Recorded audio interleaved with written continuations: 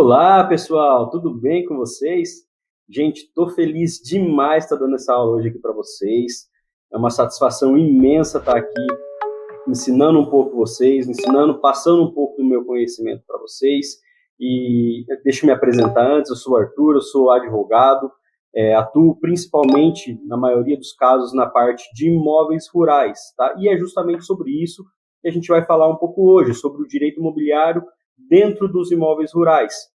Minha atuação é praticamente exclusiva nessas questões de imóveis rurais, tanto na área agrária, imobiliária e ambiental, que são áreas que se comunicam muito, tá? Sou aqui da região de Assis, São Paulo, interior de São Paulo, então vocês vão perceber pelo meu R puxado, e queria conhecer um pouco mais de vocês também, tá? Então eu tenho minhas redes sociais, eu peço que vocês me sigam, eu tenho um Instagram chamado @agronodireito, onde a gente trata justamente sobre essa questão, sobre essa junção do campo, do produtor rural, do imóvel rural com o direito. São coisas que se comunicam muito, gente, que a gente vai ver um pouco aqui sobre isso. Então, eu peço que vocês me sigam, eu quero conhecer vocês também, então, coloca nos stories que vocês estão assistindo essa aula, me marquem lá que eu vou repostar e a gente vai trocar uma ideia, porque é muito bom esse contato, gosto de conhecer pessoas, ter contatos e até uma dica de networking, gente. É muito bom hoje na advocacia ter um network, tá? E eu peço que vocês prestem bastante atenção, que aprendam bastante sobre imóveis rurais, até porque, gente, o agronegócio, que está envolvido ali dos imóveis rurais, é uma economia que gira 25% do nosso PIB brasileiro, né? 25, um quarto do nosso PIB brasileiro é voltado ao agronegócio, só para a gente ter a noção de importância dessa matéria e dessa questão. E a gente vai tratar um pouco sobre isso aqui, tá? Sobre imóveis rurais, principalmente. Qualquer dúvida que vocês tenham, mandem mensagem no Instagram, pode ser pelas perguntas aqui do site mesmo, que eu vou ter o máximo prazer de responder vocês. Tá bom? Vamos lá, passada essa apresentação toda, né? Foram quase 2 minutos de apresentação, então vamos lá que a gente tem muito conteúdo para pouco tempo. Então vamos fazer primeiro essa aula introdutória para a gente entender um pouco essa questão do direito imobiliário nos imóveis rurais, tá? E eu já falo para vocês que é um universo paralelo, tá? Do direito imobiliário urbano. O imóvel rural, ele é totalmente diferente, tá? A base legal vai ser o Código Civil, sempre. Nosso Código Civil, nosso amado Código Civil, ele vai ser a base dos nossos contratos, sim. Porém, nos imóveis rurais, nem só de Código Civil vive o homem, tá? Então, a gente vai ver que o imóvel rural ele se comunica com várias matérias do direito, que é algo fascinante, vocês vão se apaixonar. E eu quero passar um pouco para vocês justamente sobre isso, e a nossa missão aqui é descomplicar, é vocês saírem daqui com um pouco de conhecimento de cada uma dessas matérias, e creio que vocês vão adorar ali essas questões de imóvel rural, tá? Então, só para a gente ter noção sobre as legislações aplicadas. Bom, a base legal, como a gente falou, a mais forte sempre será o nosso Código Civil, tá? Mas, na prática, iremos nos deparar com diversos conceitos que são definidos em outras matérias. Mas quais são essas matérias? Bom, primeiramente, eu queria trazer a minha área de paixão, que é a área ambiental, onde os imóveis rurais têm uma conexão muito, mas muito forte com a legislação ambiental, até porque tem obrigações ambientais a serem aplicadas no imóvel. Então, a gente depois vai falar um pouco sobre o direito ambiental e ver como ele impacta ali na nossa due diligence, no nosso imóvel rural, e a gente precisa entender um pouco disso, tá bom? Além disso, a gente vai ver as questões tributárias. A gente tem tributos tanto aplicados na aquisição e venda desse imóvel, quanto na manutenção desse imóvel. Então, a gente vai ter tributos ali, ITCMD, ITBI, entre outros, e também o imposto de manutenção, como no caso do imóvel urbano. O imóvel urbano é pago o IPTU, né, anualmente, todo ano. A gente vai ver que no imóvel rural não é diferente. Ele também tem seu tributo específico, que é o ITR, o Imposto Territorial Rural. E a gente vai conversar um pouquinho sobre isso, vai entender um pouco melhor ele, tá? O Estatuto da Terra, que é uma regulação que regula, é muito bom, hein? é uma lei que regula os direitos e deveres que envolvem os imóveis rurais. Então, muitos conceitos e princípios a gente vai ver aqui no Estatuto da Terra. Vocês vão ver que até o nosso conceito ali de imóvel rural vem desse estatuto. E, obviamente, o registral e notarial, né, que são os estudos das normas das serventias, cartórios, tabeliões, registros de imóveis, etc. Então, a nossa missão é dar esse overview aí de todas essas questões, de todas essas matérias aqui. E vocês vão ver que o imóvel rural é algo muito, mas muito apaixonante. Que vocês vão ficar tão gamado, gostar tanto de imóvel rural, vocês vão virar quase um caipira aqui, gente. Daqui a pouco vocês vão já no fórum, vocês já vão montar a dupla sertaneja e cada um já vai ter uma duplinha sertaneja aqui. E é algo fascinante mesmo, gente. Eu sou suspeito para falar porque o imóvel rural, para mim, é excepcional. Bom, dei um spoilerzinho rápido aqui, sem querer. Mas o que vem ser um imóvel rural? Se eu perguntar para vocês aí, o que é um imóvel rural? O que vocês vão me falar? Eu acho que vocês vão falar para mim, é simples, é um imóvel localizado fora do município, fora da área urbana. Tá certo? Depende. Não é só isso, tá? Mas como assim? Não necessariamente, então? Acredito, então, se eu falar isso, a cara de vocês vai estar desse jeito aqui, ó. Mas como assim? Bom, a legislação, ela traz critérios diferentes para essa definição de imóvel rural, tá? Então, ela leva 2 critérios ali para essa definição. O primeiro é o critério geográfico. O que vem ser esse critério geográfico? É um entendimento simples. O critério geográfico, espacial, topográfico, ele leva em consideração isso mesmo que a gente falou. O imóvel está fora da área urbana? Está. Logo, ela é um imóvel rural. Essa é uma definição do critério geográfico, mas ela não é majoritária, gente. Ela não é majoritária. Porque podem haver casos, sim, e há muitos casos de imóveis rurais dentro de perímetro urbano. Tá? E o que vai mudar isso para nós? Quando vai ser? Bom, para isso é adotado o critério da destinação. O que vem ser o critério da destinação? Ela utiliza-se como entendimento, o imóvel rural é aquele utilizado para atividades agrárias. Então, lembra que a gente falou no slide anterior sobre o Estatuto da Terra? Ele vem aqui trazer justamente essa definição para nós. Tá? A Lei 4504, de 30 de novembro de 64, é o Estatuto da Terra. E também a Lei 8629, em que dispõe sobre a regulação dos dispositivos constitucionais relativos à reforma agrária, eles trazem essa definição de imóvel rural. Então, o que essas 2 leis trazem para nós sobre definição de imóvel rural? Elas definem o imóvel rural como sendo um prédio rústico de área contínua, qualquer seja sua localização, que destine ou possa destinar a exploração agrícola, pecuária, extrativa vegetal, florestal ou agroindustrial. Deixei aqui para vocês o artigo 4º de cada uma dessas leis. Então vamos entender um pouquinho melhor o que diz isso. Então a gente viu que o critério da localização justamente fala sobre a localização mesmo do imóvel, o critério geográfico.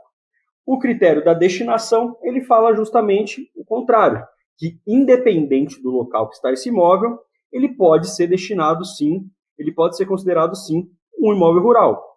E o que vai diferir isso? O que torna ele um imóvel rural? A destinação. Então, se eu tenho um imóvel e ele é destinado para atividades agrícolas, pode ser lavoura de cana, de soja, mandioca, ou também pecuária, por exemplo, né, criação de gado, ou atividades florestais, etc., ele pode ser considerado, sim, um imóvel rural. Então, gente, não necessariamente o imóvel rural está dentro da área rural. Tá? Ele pode, sim, haver casos de imóveis dentro da área urbana. Aqui na minha região onde eu moro, na região de Assis, é muito comum ter chácara, né, ter sítio, chácara, de repente um pouco dentro da área de expansão urbana, da área urbana. Isso aqui é normal. Em muitos municípios do Brasil é normal. Tá? Então a gente tem que pensar no critério de destinação. E isso vai ser a base para muitas questões, inclusive quando a gente falar sobre o ITR. Por exemplo, como fica o ITR de imóveis que são dentro de perímetro urbano. A gente vai falar sobre isso.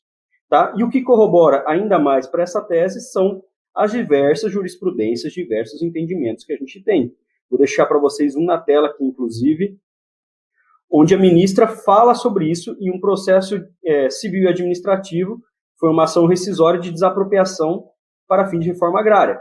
Então, o que ela traz para nós? Ela traz como base a Constituição Federal e o Estatuto da Terra, onde o que ela fala para nós aqui?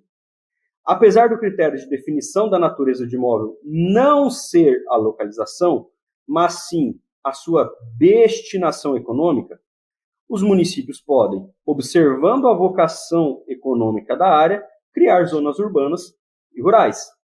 Assim, mesmo que determinado imóvel esteja em zona municipal urbana, pode ser, dependendo de sua exploração, classificado como rural. Não é o que a gente falou?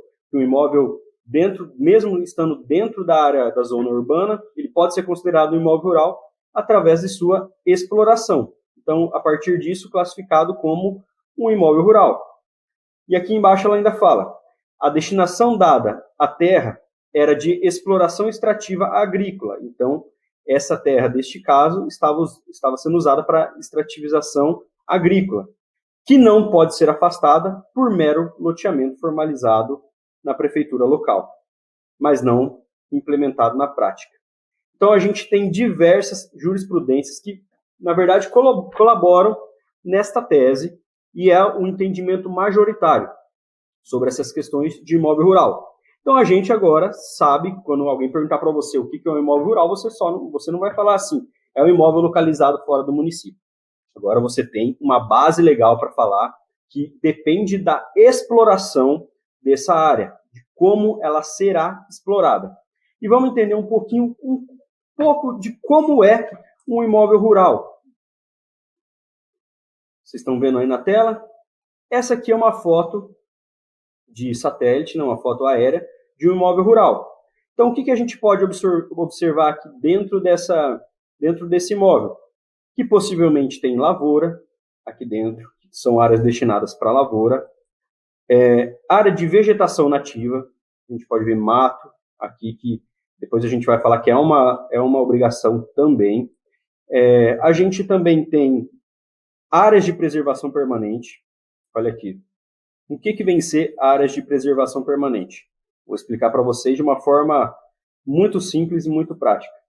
Bom, o Código Civil, o Código Florestal, ele trouxe para nós justamente algumas definições, inclusive a área de preservação permanente. A área de preservação permanente, ela serve para proteção. Então, justamente proteger o solo também. Então, imagina áreas com muita declividade, com topografia muito acentuada, são considerados, sim, áreas de preservação permanente. Tem uma declividade, um ângulo certo para ser destinado a isso.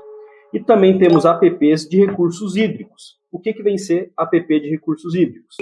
Vamos voltar aqui na tela. A gente pode observar que aqui tem um rio, certo?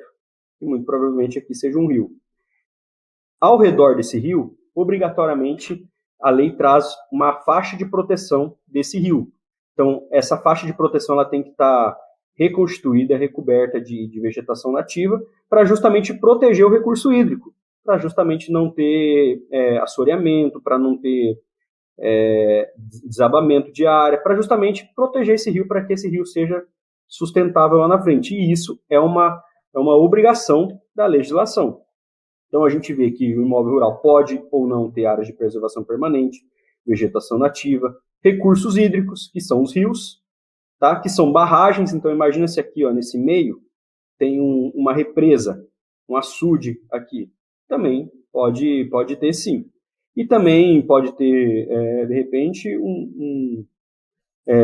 como se diz, vamos dizer, um tanque de peixe. Não sei se vocês foram em chácara já, mas pode ter, sim, algumas captações aqui para tanque de peixe. Óbvio que tem que ser todas essas que eu falei para você, a barragem, tudo legalizado. Por que tem que ser legalizada? Tem casos, tem algumas raras exceções, mas a área ambiental, ela tem que ter esse cuidado justamente por causa de uma multa. Né? Vamos supor que eu tenho um empreendimento ali, um recurso hídrico que não esteja licenciado, uma multa pode chegar até 50 milhões de reais. Gente, 50 milhões de reais. Você tem noção do que é 50 milhões de reais?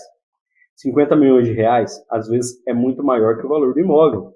É para a gente ter uma noção desse valor. Eu não tenho noção de quanto é 50 milhões de reais. Eu não assisto Big Brother, mas acho que muitos de vocês aí, ou alguns, devem assistir. E eles ficam, como que é no Big Brother? Eles ficam confinados lá 3, 4 meses para ganhar 1,5 milhão. Vamos botar na balança. 1,5 milhão, 50 milhões. É muita diferença, gente. É muito dinheiro. Então, por isso, a gente tem que ter uma preocupação ambiental dentro do imóvel rural. E eu estou querendo mostrar isso justamente para a gente entender um pouco esse mundo dos imóveis rurais. Dentro do imóvel rural, a gente pode ter também estradas municipais e servidões de passagem. Então, imagina que esse imóvel pode ser cortado aqui, de repente, por uma estrada municipal. Tá? Isso aí, essa terra aqui, essa parte vai ser do município. Ou servidões de passagem. Imagina que o seu cliente está querendo vender uma área ou comprar essa área aqui, ó, uma área encravada dentro de outra matrícula. Esse proprietário dessa área aqui tem que ceder uma servidão de passagem para que ele tenha possibilidade de locomoção. Tá? E essa servidão de passagem, ele tem que estar constando na matrícula. Caso não esteja, corra e tem que ser passado sim. Por quê? Isso vai ser passado pela matrícula por outros proprietários. Então, se eu compro essa propriedade aqui amanhã, imagina se vocês estão fazendo um contrato dessa área aqui, amanhã, de venda, de compra e venda. E tem essa servidão de passagem. Você tem que constar isso no contrato. E tem que deixar claro o seu cliente que há uma servidão de passagem averbada neste imóvel e que, obrigatoriamente, ele tem que deixar essa servidão ali para a passagem desse proprietário aqui. Tá bom? E também pode ter construções. Imagina que tem uma casa aqui, alguma coisa, e isso tem que ser constado também na escritura de compra e venda, no contrato de compra e venda, para a passagem dessa área. Certo, gente? Deu para entender um pouquinho do que é um imóvel rural? Acho que é uma coisa totalmente diferente, né? Não sei se alguns de vocês já teve contato com imóveis rurais, mas acho que pela essa base a gente conseguiu entender um pouco do que é um imóvel rural. E essa diferença de imóvel rural do imóvel urbano não vem só também ali nessas características, vem também na área. No imóvel urbano, como que na maioria é falada uma metragem? A gente fala que tem um terreno de 200 metros quadrados, 300 metros quadrados, ou de repente a gente fala que a gente tem esse 300 metros quadrados, mas que 130 é de construção, não é? E aí em cima da construção é o IPTU. No imóvel rural não se usa necessariamente o metro quadrado, até porque eu não vou falar que não usa, porque em alguns casos usam sim. Mas a gente tem uma outra medida agrária. Tá? A gente usa unidades de medidas agrárias. O porquê que a gente usa isso? Porque os imóveis rurais, na sua grande maioria, são muito maiores do que os imóveis urbanos. E a gente vai perceber isso no dia a dia. Então, a gente utiliza, em alguns casos, sim, os metros quadrados, como, por exemplo, uma chácara de lazer, mas não é a sua maioria. Tá? Porque justamente os imóveis rurais são muito maiores que os imóveis urbanos. Então, para essas questões, foi criado o ARI, que são medidas agrárias, que é para justamente mensurar essas medidas agrárias. Quanto vale um ARI? Um ARI equivale a 100 metros quadrados. Ainda é muito baixo. Né? Então, pensando nisso, o que é mais utilizado no dia a dia é o hectare. E a gente vai falar sobre ele. O hectare é um múltiplo do ARI. Então, vamos pensar assim, gente. A gente tem uma base. O imóvel rural, a gente tem que pensar que ele na dimensão dele, é muito maior que o imóvel urbano. Tá? A gente vai falar depois, na próxima aula, até sobre uma fração mínima de parcelamento, que traz dentro da legislação do imóvel rural. O quanto você tem de mínimo para desmembrar, para lotear esse imóvel. Então, o imóvel rural ele vem com essas medidas diferentes. E a gente falou até, inclusive, sobre o cuidado da multa, lembra, no slide anterior? E a gente tem que tratar mesmo os imóveis como um empreendimento. Os imóveis são empreendimentos. Tanto o imóvel urbano, que muita gente às vezes compra terrenos ali de 1.000 metros quadrados e fazem loteamento, parcelamento de solo em cima daquele lote, e também incorporações imobiliárias, né? E no imóvel rural não é diferente disso. O imóvel rural também é um empreendimento. Por que é um empreendimento? Ele tanto vai valorizar ao longo do tempo, quanto também você pode e deve explorar o imóvel rural para a lavoura. Então, ele vai te trazer rendimentos ali. Tá bom? Então, a gente tem que tratar mesmo imóveis como empreendimentos. E para você ter um empreendimento saudável, sustentável, você tem que ter um cuidado muito maior. Mas voltando na nossa área, a gente falou sobre o hectare, sobre o ARE, que ele equivale a 100 metros quadrados. E quanto vale o hectare que a gente falou, que é uma unidade padrão para nós aqui? Bom, o hectare vale 10.000 metros quadrados. 1 hectare igual a 10.000 metros quadrados. Já pensou? É muita área. É muita área. Vocês não têm noção disso? De quanto de área é 10.000 metros quadrados? A gente pode simplificar um pouquinho. Vamos colocar um exemplo de quanto valeria um hectare. Um hectare, então, equivale a 100 ares ou 10.000 metros quadrados. Ou seja, aproximadamente um campo de futebol. Agora, a gente tem uma base de quanto vale um hectare. Aproximadamente um campo de futebol, na medida oficial, né? Equivale aí a 9, 10 mil metros quadrados, por aí. E aqui eu coloquei um exemplo, não fiquem bravos comigo, palmeirenses, não sei se tem palmeirenses aí, mas coloquei aqui um exemplo básico sobre o campo de futebol. Vocês viram aqui que tem 2 números aqui, 2 zeros, 2 e 1 zero, mas palmeirenses, relaxem, não fiquem bravos, isso não é um placar, tá bom? Não é um placar do jogo, não fiquem bravos comigo, tá? É simplesmente o número de mundial, tá? O Corinthians tem 2 campeonatos mundiais e o Palmeiras não tem nenhum. Então, não fiquem tão bravos comigo, tá? Eu acredito que os palmeirenses agora de plantão estão me repudiando, mas não fiquem assim, é só um exemplo para a gente descontrair um pouquinho. Então, a gente sabe que um hectare equivale a aproximadamente um campo de futebol. Porém, na minha região aqui, e em diversas regiões do Brasil, eles falam muito sobre outra unidade de medida, outra medida agrária, que é o alqueire. Aqui na minha região, o povo fala, eu tenho 10 arqueire, né? Não é nem alqueire, é arqueire.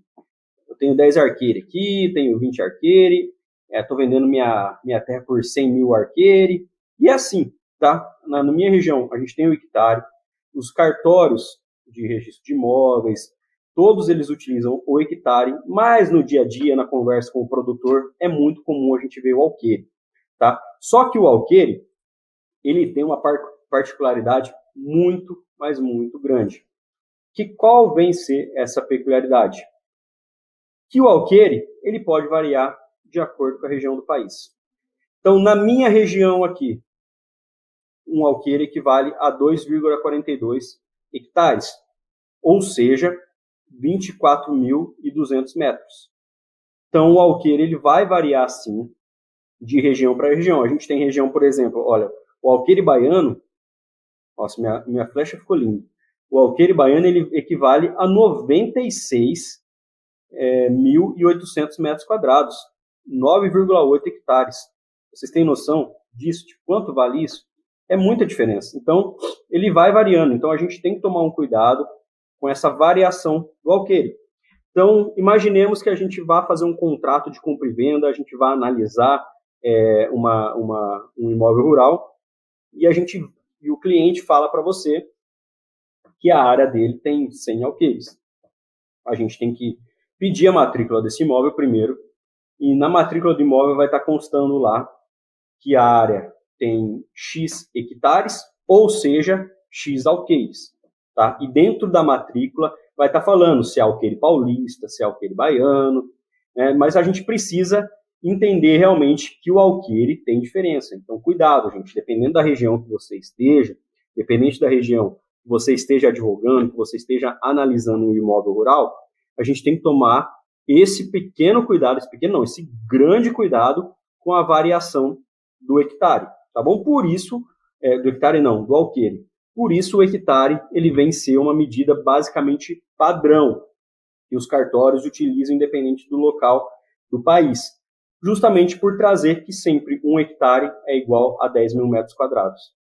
Tá bom? Entendemos um pouco sobre as medidas agrárias, tem várias outras medidas, tá? Mas essas são as mais utilizadas que eu trouxe para vocês.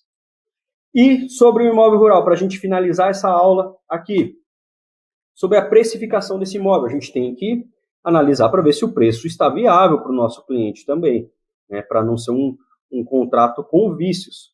Então, o que vem definir o preço do imóvel rural? Então, pode ser definido também, pode levar como critério a localização. Por que a localização?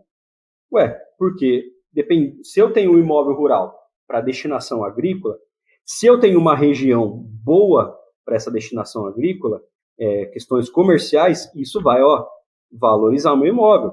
Imagina se eu tenho grãos de soja, milho, né, na minha área, e na minha região é uma região grande de silagem, né, que o pessoal utiliza, tem muitos silos. Isso vai valorizar meu imóvel. Ou se eu tenho um imóvel perto de uma usina de cana-de-açúcar, isso também vai valorizar. O tipo do solo, olha só que coisa louca, uma questão agronômica aqui. O tipo de solo vai, sim, alterar o preço do imóvel. Tá? Se ele estiver num local com um solo melhor, ele vai ser mais valorizado, porque vai impactar na produção da lavoura. A viabilidade de exploração, o que vem ser essa viabilidade? As condições do terreno para exploração. Então, imaginem só que você tem que um imóvel é muito declivoso, que é cheio de declividade. Dependendo disso, pode inviabilizar a implantação de lavoura. Nesses casos, aí pode ser usado eucalipto, pode ser usado produção de gado, mas isso impacta, sim, no valor do nosso imóvel. A área produtiva, quanto ele tem de área útil para a produção, que isso vai impactar muito. Então, imagina só que grande parte do imóvel é mato. Isso aqui vai impactar no nosso preço. Se tem uma lavoura implantada, gente, atenção nisso aqui. Se tem uma lavoura implantada nesse imóvel, isso vai impactar no imóvel rural, tá? No valor do imóvel rural. Você tem que imaginar que uma lavoura ela tem um custo, ela tem um preço. Dependendo da lavoura, são lavouras de médio ou longo prazo. A gente tem a cana-de-açúcar, por exemplo, que no mínimo são 5 anos. Então a gente tem que constar isso no contrato, tem que constar porque vai valorizar o seu imóvel. E se esse imóvel estiver arrendado, depois a gente vai falar um pouco sobre isso, você tem a obrigação de cumprir esse contrato. Tá? Então a lavoura ela impacta diretamente no contrato do imóvel rural. E as benfeitorias? O que são benfeitorias? São construções, são melhorias que a gente fez nesse imóvel. Isso também vai impactar no imóvel, inclusive no caso, por exemplo, de um aluguel, de um arrendamento. Se eu faço benfeitorias, eu tenho direito de restituição, e a gente vai falar um pouquinho sobre isso também. Mas esses são alguns, tá? Não digo todos, porque são alguns critérios que fazem a valoração do imóvel rural. Gente, vocês entenderam hoje sobre essa aula? É uma aula introdutória. A gente vai entender depois, na próxima aula, um pouco sobre a fração mínima de parcelamento, sobre a função social do imóvel e entrar na due diligence do imóvel rural. O que a gente tem que analisar na due diligence do imóvel rural?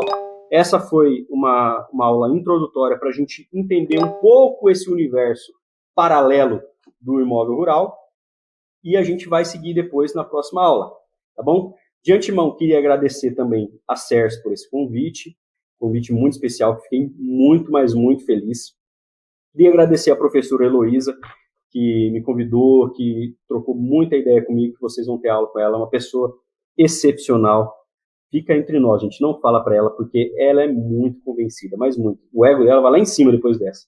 Então, queria agradecer a CERS, a professora Heloísa e a vocês por ter acompanhado até agora essa aula. Quero um feedback depois vocês me deem esse feedback, se vocês gostaram, se vocês não gostaram, se ficou claro, se não ficou, o que eu posso melhorar para as próximas oportunidades. Se Deus quiser, terão novas oportunidades. Tá certo, gente? Essa é a primeira aula. que eu queria passar para vocês e agradecer demais a presença de vocês. Então, bora para a próxima aula?